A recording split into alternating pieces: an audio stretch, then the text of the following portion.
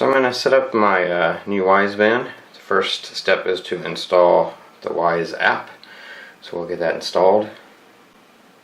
Once the app is installed, you open it up and you have to create an account if you don't already have a Wyze account, which I do not, because I haven't used their cameras or anything before. So I'm going to create an account just for this. When you're signing up, it's going to ask you to allow certain permissions. And they've got upgraded terms, blah blah blah. They've added support for the Wyze band, which is what we're going to be using. And so we're going to say add new device, and we're going to go to Wyze band down here at the bottom. Wyze band, allow Wyze to access this device's location. Temporarily, I'll say all the time. We'll see how that goes. Maybe it needs to do that. There's the band right there. So I'm going to tap it. It's pairing with the band. You can see the band says confirm band OK. So I'm going to click OK. And now it's pairing.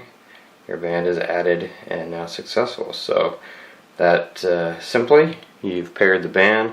Now you enter information about yourself so that it has appropriate fitness information for the band. But that's a simple process of setting up the band and being ready to go.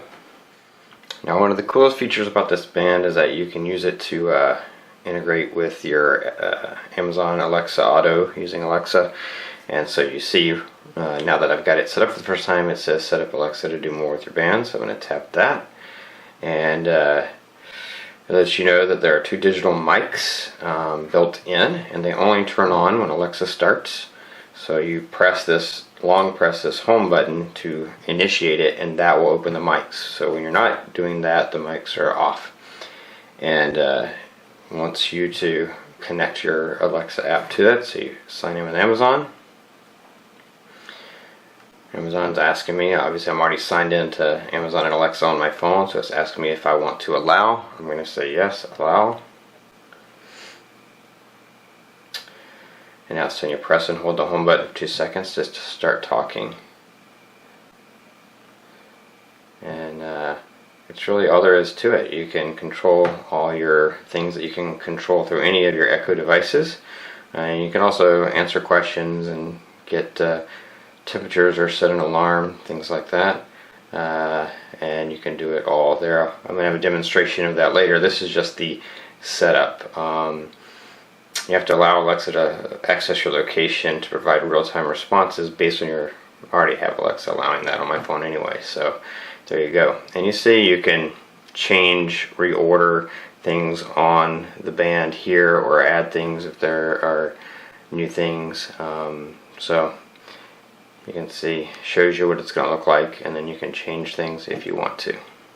In order for the Wyze app to work completely with Alexa, the Wyze app has to be running, allowed to run in the background.